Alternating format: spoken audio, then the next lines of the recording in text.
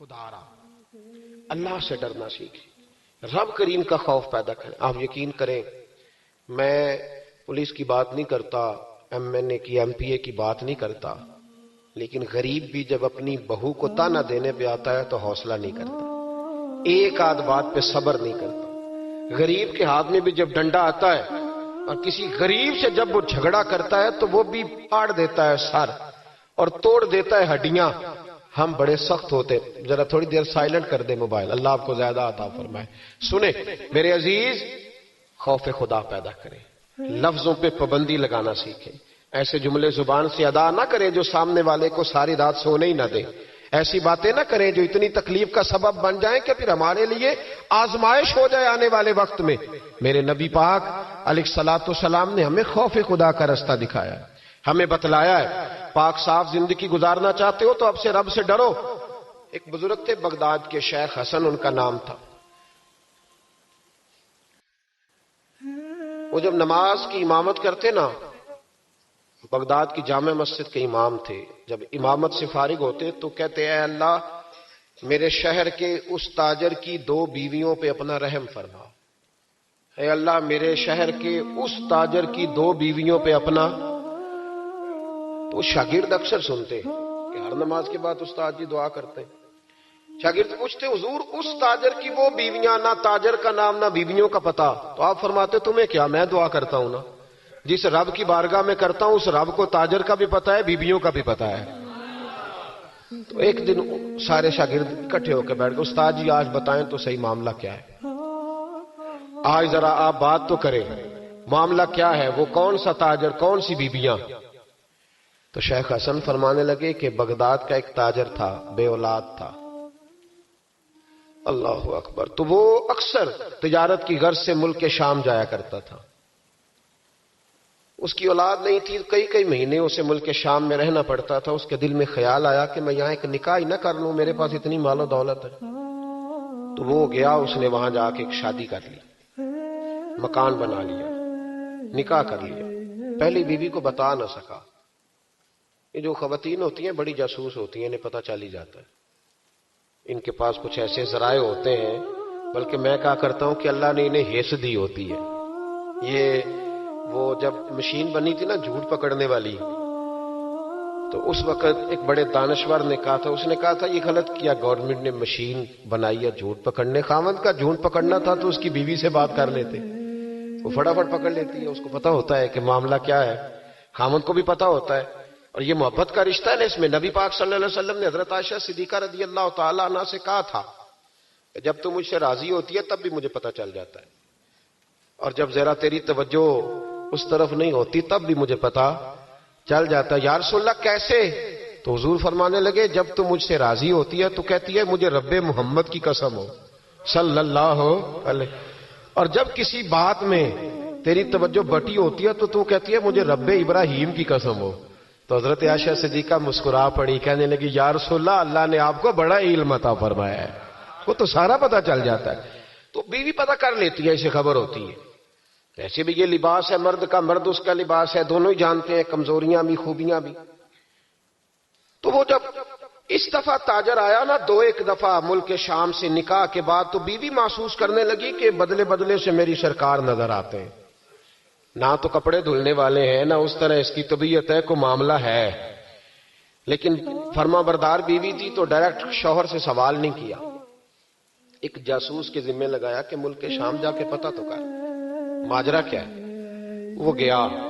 اس دفعہ جب یہ ملک شام گیا نا چند مہینوں کے بعد دوبارہ، تو وہ پیچھے گیا کہ کہنے لگا کہ میں کچھ بتا نہیں سکتا، تکلیف والی بات ہے، لیکن مسئلہ یہ ہے کہ تیرے خاوند نے وہاں نکاح کیا ہوا ہے، ایک گھر بھی لیا ہوا ہے، ایک بیوی بھی ہے.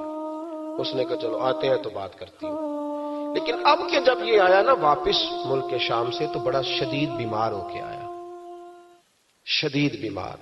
خاتون کہتی ہے مجھے پوچھنے کا موقع ہی نہ ملا، وہ بیمار ہی اتنا تھا، میں نے مناسب ہی نہ سمجھا، تیمارداری کرتی رہی، تندرست ہوگا تو بات کروں گی. اللہ نے موقع نہ دیا، وہ تاجر انتقال کر گیا. ادھر دیکھیں جی میری طرف، وہ انتقال کر گیا. اب عدت گزری تو اس بیوی نے، بغداد والی نے، اس نے اس کا کل مال، چونکہ اور کوئی تھا ہی نہیں، یہی بیوی تھی اور بڑا مالدار تھا، اس نے کل مال جمع کیا اور پھر اس کو آدھے حصے میں بانٹا. عدت گزرتے اس نے 2 سواریوں کا بندوبست کیا، اس جاسوس کو ساتھ لیا اور اس بی بی کے پاس پہنچی جو ملک شام رہتی تھی. اللہ کرے آپ کو سمجھ آئے. اور بھائی یہ کردار مسلمانوں کا ہے. ہم آج کل پتہ کیا سمجھتے ہیں، کہتے ہو وہ تو بڑے لوگ تھے. وہ بڑے لوگ نہیں تھے، وہ مسلمان لوگ تھے. ان کے نام کے ساتھ وہی لفظ لگتا ہے جو ہمارے نام کے ساتھ لگتا ہے. وہ بھی نمازی تھے، حاجی تھے، وہ سارا کچھ تھے. بس ہم نے نہ کہہ دیا دلی دور است. ایسی کوئی بات نہیں. آج بھی ہو اگر ابراہیم کا ایمان پیدا، آگ کر سکتی ہے انداز گلستاں پیدا. اور تو فضائے بدر پیدا کر، فرشتے تیری نصرت کو اتر سکتے ہیں گردوں سے کتار اندر کتار. اب بھی اس نے سارا کچھ رکھا، جاسوس کو ساتھ لیا اور شام، ملک شام پہنچ گئی.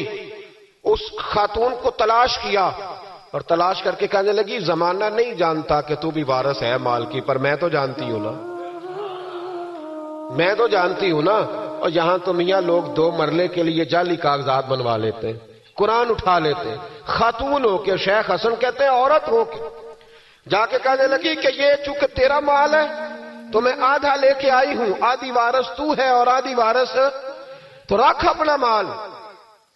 اس خاتون نے آگے بڑھ کے اپنی سوکن کو گلے سے لگایا اور کہنے لگی بی بی اگر تو اللہ سے ڈرتی ہے تو میں بھی اسی رب کی بارگاہ میں سجدہ کرتی ہوں، میں بھی اسی مالک سے ڈرتی ہوں، میں بھی اسی کریم کی ماننے والی. کا کیا مطلب؟ کہنے لگی میرا شوہر اب کے جب آیا تھا نا ملک شام تو بیمار ہو کے آیا تھا اور بغداد کے طبیبوں نے اسے بتایا تھا کہ اب تو بچے گا نہیں. تو وہ جب واپس جا رہا تھا تو مجھے کچھ پیسے بھی دے گیا تھا، یہ مکان بھی میرے نام کر گیا تھا اور مجھے طلاق بھی دے گیا تھا اور کہہ گیا تھا مرضی کا نکاح کر لے. وہ چونکہ مجھے فارغ کر گیا تھا، اب اس مال میں سے میرا کوئی حصہ نہیں، یہ سارا ہی تیرا ہے. اب میرا اس میں سے کوئی حصہ نہیں، تو رکھ لے، سارا ہی تیرا. شیخ حسن رحمت اللہ علیہ فرمایا کرتے کہ میں مولوی اور مفتی ہو کے، میں پیر اور صوفی ہو کے ان 2 بیویوں سے میں نے بڑا سیکھا ہے. لہذا جب بھی دعا کرتا ہوں پہلے ان 2 عورتوں کے لیے دعا کرتا ہوں، پہلے ان کے لیے. جن لوگوں کے دلوں میں خوف خدا ہوتا ہے وہ سجے ہوئے ہوتے ہیں، وہ سنورے ہوئے ہوتے ہیں، وہ دیانتدار ہوتے ہیں، وہ اپنے چھوٹے چھوٹے سے مکان پر بڑے خوشحال ہوتے ہیں. ان کی نظریں اگر کبھی جاتی ہیں تو خدا کی رحمت پر، کسی کی جیبوں پر ان کی نظریں کبھی نہیں جاتی. وہ میرے بھائی لقمہ حرام آ جائے تو رات انہیں نیند نہیں آتی. وہ لوگ تھوڑی سی آمیزش بھی اپنے بچوں کو کھلانا جرم سمجھتے ہیں. آج ہر گھر سے چیخنے کی آواز آتی ہے، ہر ایک کو ڈرونے خواب آتے ہیں، ہر آدمی سہما اور سمٹا ہوا رہتا ہے. ایک صاحب مجھ سے کہنے لگے پیر صاحب میرے گھر کے کونے سے چیخنے کی آواز آتی ہے، بڑے پیروں کو دکھایا ہے فرق نہیں پڑتا، آپ بھی چلیے. تو میں نے کہا یار میں تو عمل شامل نہیں ہوں، لمبا چوڑا تعویذ دھاگا مجھے تو نہیں آتا. ہاں حدیث مبارکہ میں جو وظائف بتائے گئے ہیں تمہیں بتا دیتا ہوں، اس کو پڑھ لو. کہنے لگے نہیں جی نہیں، بڑے لوگوں کو دکھایا ہے فرق نہیں پڑتا. تو میں نے کہا ہو سکتا ہے پھر جن نہ ہی ہو وہاں پہ. کہنے لگے آپ کا کیا خیال ہے؟ تو میں نے کہا اگر کسی یتیم کا مال گھر کے کسی کونے میں لگ جائے تو پھر چیخنے کی آوازیں بند نہیں ہوتی، وہ پھر ہمیشہ آتی، پھر گھر سے خوف آتا ہے. اور اگر کسی کے پیسے دبا کے آدمی رات کو سوئے پھر اسے ڈراؤنے خواب آتے ہیں، پھر اللہ اسے تنبیہ کرتا ہے. پھر وہ تعویذوں والا مسئلہ نہیں، وہ توبہ والا مسئلہ، وہ استغفار والا مسئلہ، وہ اللہ سے ڈرنے والا معاملہ ہے. رب کریم کا خوف، اللہ کا ڈر، یہ انسان کو سجائے گا، یہ سنوارے گا. ہم مسلمان ہیں. ہر دوسرا لفظ ہمارا یہ ہوتا ہے کہ ہمارا رب ہمیں دیکھ رہا ہے. ہر دوسرا لفظ یہ ہوتا ہے کہ مر جانا ہے، وقت آنے والا ہے. ہر دوسرا جملہ یہ ہوتا ہے کہ قیامت میں اللہ حساب کتاب کرے گا.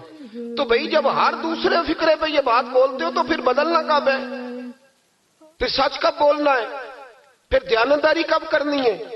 اگر یہ پاک کہہ کہ مر جانا ہے، کنفرم ہے، پھر اس کی تیاری کب کرنی ہے؟ پھر اس کے لیے پروگرام کب بنانا ہے؟ جس آدمی نے 1 ہفتہ بعد عمرے پہ جانا ہے وہ ٹکٹ آج کرائے گا یا ابھی کرائے گا؟ شام کو جانا ہو تو ہفتہ پہلے کرائے گا نا. تو یہ کس طرح کا جانے والا ہے جو کہتا ہے اس وقت تیاری کروں گا جب پکا پتہ چل جائے گا کہ شام کو مر جانا ہے؟ اللہ کا خوف ہمیں سجائے گا، ہمیں سنوارے گا. زندگی میں بڑی بہاریں ہم نے دیکھ لی، بڑے رنگ دیکھ لیے، بڑے لوگوں کو اپنے ہاتھوں سے دفن کیا، بڑی باتیں ہمیں آتی ہیں، بڑی کہاوتیں ہم جانتے ہیں، کسی کو 30 سال ہو گیا علماء کی تقریریں سنتے، کسی کو 40 سال بیت گئے خطاب سنتے، کسی کو 15 سال ہو گئے بات سنتے، تو بدلنا کب ہے؟